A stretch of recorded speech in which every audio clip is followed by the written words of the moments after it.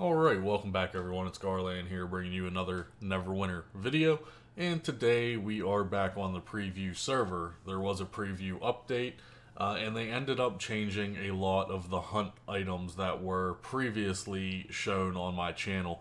Now, as I say in every preview video, it is the preview server, everything is subject to change. Now, in my own twisted little egotistical head, I like to think that maybe we had an effect on this. I know Cryptic used to watch my videos. They did. They used to watch my videos. I don't know if they still do, but maybe someone did see the preview videos, and in particular the hunt one that I did on preview, and maybe they actually took it into consideration that they had an entire mod 14, of hunt gear that no one was going to be interested in. Like, the gear was very, very bad. I will leave a link in the description to the original video if you want to compare the stats of what they were to what they are now. Not all of them were changed. However, most of them were changed, and now there is going to be some hunt gear that is definitely worth getting. It's most likely going to be best in slot. So without further ado, let's just go ahead and jump right into it. First and foremost, they did update the set gear for mod 14. They didn't change much other than the item level.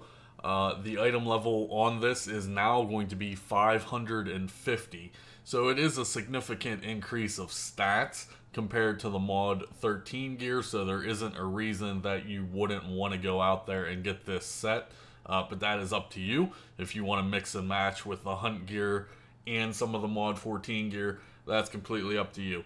But keep in mind that this is the highest set in game as far as gear score is going to be concerned. The effects on these haven't been changed, but the raw statistics were increased because of the item level increased. So the mod 14 set is now going to be item level 550. Now let's go ahead and look at the hunts. We're going to go through these fast because, like I said, some of them were changed and some of them weren't.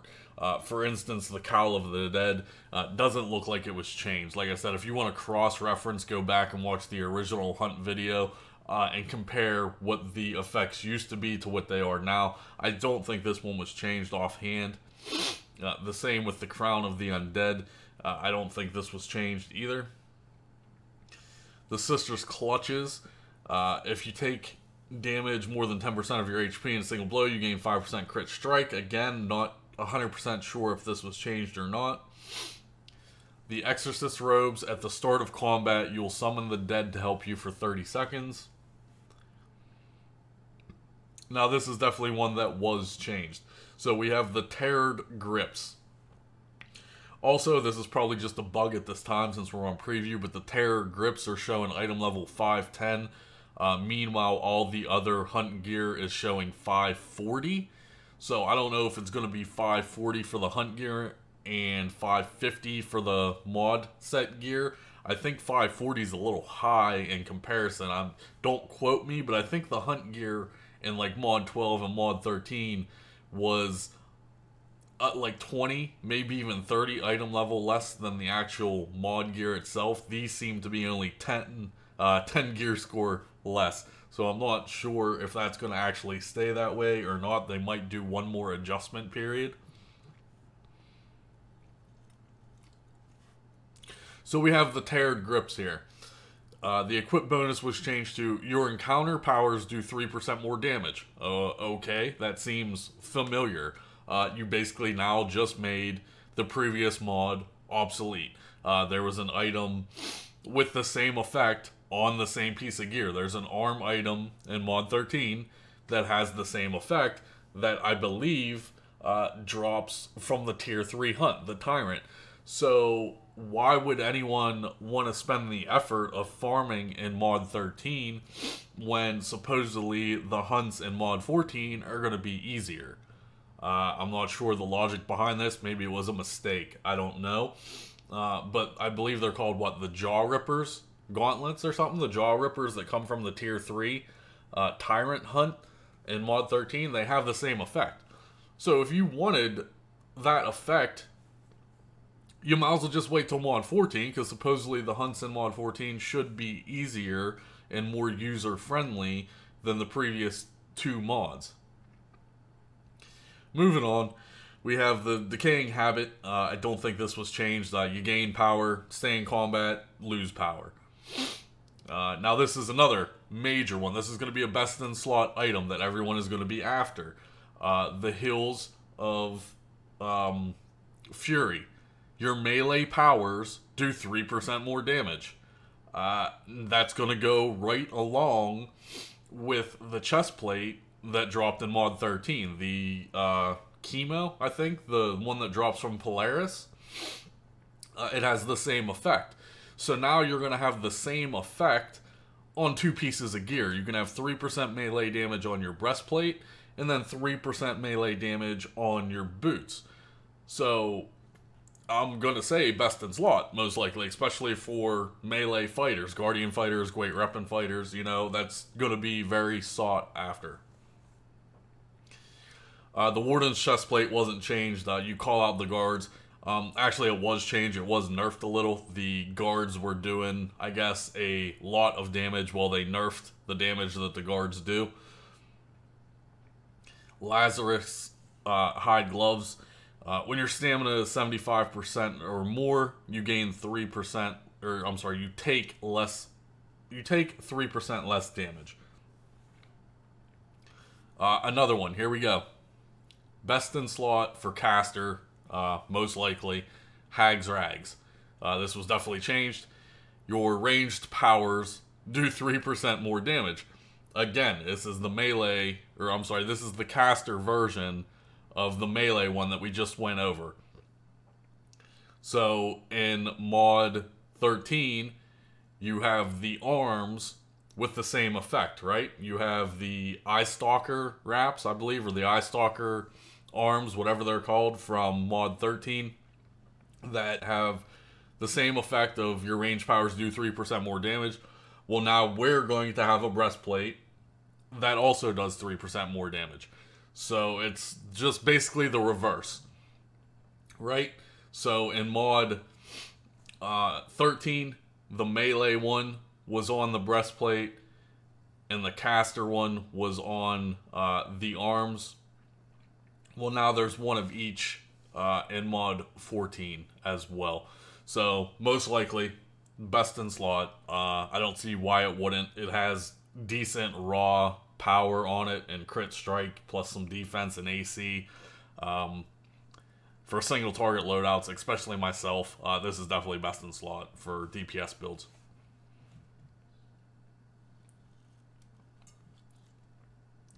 Boots of the Bandit, I'm not sure if this was changed or not, but at the start of the combat, your crit is increased by 1500 for 10 seconds. 20 seconds if you're in Bovia at nighttime. The Lycan Boots of the Pack haven't been changed. It's the one with the companion. Could have a spot in some niche builds. If you're close to your companion, you're going to gain 1500 power.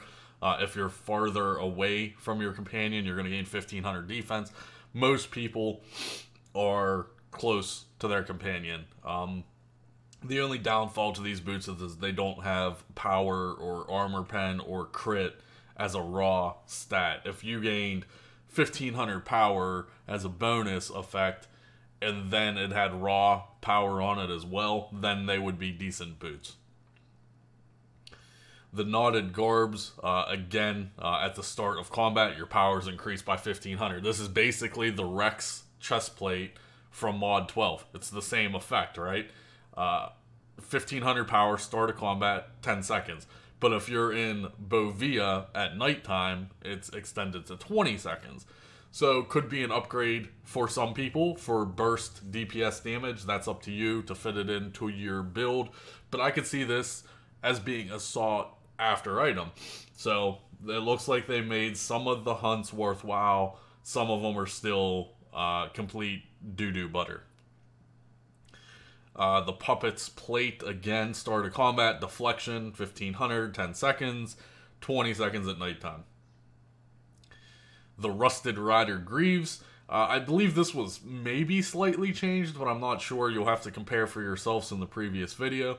Your run speed is decreased by 15%, but you take 3% less damage. And it has almost 4,000 raw defense on it. Unfortunately, it doesn't have any other statistics other than HP. But in some builds, especially when you're a tank, single target tank build, you don't need really increased run speed when you're the tank and you're fighting a boss, right? You're just supposed to be standing there tanking the boss. Unfortunately, we don't really see that very much at end game gameplay, but you know, for the people that are still doing, you know, Castle Never or even FBI or something that is a Guardian fighter who's a legitimate tank build, you know, this could maybe help you. I don't know. 3% less damage isn't huge. Most people can reach the damage resistance cap, so I don't know. That's completely up to the player. Lycosa's Barbed Gloves. I believe this one was changed, but this one just makes me giggle. Your attacks have a chance to inflict paralysis. Targets under the effect of paralysis may be periodically stunned for a short duration. The key line does not apply to PvP targets. Now, Neverwinter has never been big on CC effects. For the Warlock, for instance, we have, you know, Hadar's Grasp. It will stun an enemy for X amount of time. But trash mobs typically die so fast that CC effects, it's not a very big part of the game. It's not like back in EverQuest when you had an enchanter and your group would pull a bunch of trash mobs and your tank would have to focus on one trash mob while the enchanter mesmerized the other adds. I think it's the same thing in World of Warcraft. I never played WoW, but I was a big EQ player, so I can make that comparison. But I'm sure it's the same in World of Warcraft. When you're doing a high-end dungeon or a raid and you pull X amount of trash mobs, those trash mobs hit significantly hard. We don't have that problem in Neverwinter. We pull like rooms of trash mobs and then we just decimate everything. So I was never a big fan of control abilities or CC abilities in Neverwinter because they're useless. Now, I had hopes of maybe this will be a PvP item, but you can't use it in PvP. So, partial paralysis to me, yeah, you can stun some trash mobs, but, I mean, whoop-de-doo, you're gonna destroy trash mobs anyway in this game. So, again, I don't understand the logic behind some of the development decisions, but hey, I mean, go for it, I guess. I don't know what to say.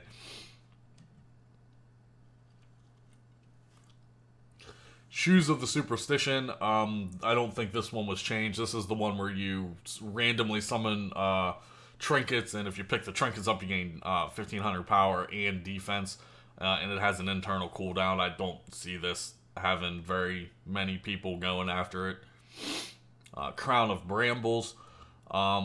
This is one of the very few negative ability ones that they did keep, although I think they changed the raw statistics on it. So when you use a Daily Powder, 20% chance that you're going to stun yourself for 3 seconds. Well, we don't like that. But I think they changed the actual raw statistics on it, but the raw statistics still aren't that good. There's better helmets out there with better stats and effects on it, so they didn't really compensate for the negative effect that much. This crown, if they wanted to make it worthwhile, they'd put like 3,000 power on it or something. Or maybe some crit, or maybe armor pen, or something decent. Lifesteal is irrelevant. Anyone can get a decent amount of lifesteal in the game through other means. The power is a little lower than I would expect. So for a 20% chance when you're non-stop popping your dailies, 3 seconds is a good bit of DPS you're going to lose. And I don't see the compensation here for this specific crown, so don't see this being sought after. Now we got the spare hat. When you use a daily power, your targets will be poisoned for 5 seconds. Whoop-de-doo. We've seen numerous companions in the game. We've seen numerous items in the game that have poisonous effects, and the damage is just very, very underwhelming. I'm assuming this one is going to be very underwhelming as well. What they need to do is scale those with buffs. And it's only 5 seconds. So when you use a daily power, your target's poisoned for 5 seconds. Well, at least make that poison do a couple 100k damage or something. I mean, there's just no reason to use this. Again, the raw statistics, they're a little low. I mean, they're higher than previous items we had, I guess, but they're just a little low in my eyes. It is power, recovery, defense. I can see maybe some people picking this helmet up. A lot of people are going to go after this helmet just for the sheer fact that it's a freaking wizard hat. So a lot of people are going to want that transmog just because it's a freaking wizard hat. So that's the only reason I believe that item in particular might be gone after. Again, I would like to see maybe the effect just scale with buffs. Anything in the game right now. What's the one companion? I think it's the thief. Is it the werebat thief that has a poison effect on it? I don't remember what the name of the companion is. But there's a companion that used to be very, very OP back in the day because the poison effect would multi-stack. Well, they should just make it scale with powers. There's no reason not to. The additional DPS would be welcome. But hey, what do I know? Overall, I like the improvements. There are some items that are definitely worthwhile. It does not make the hunts completely irrelevant.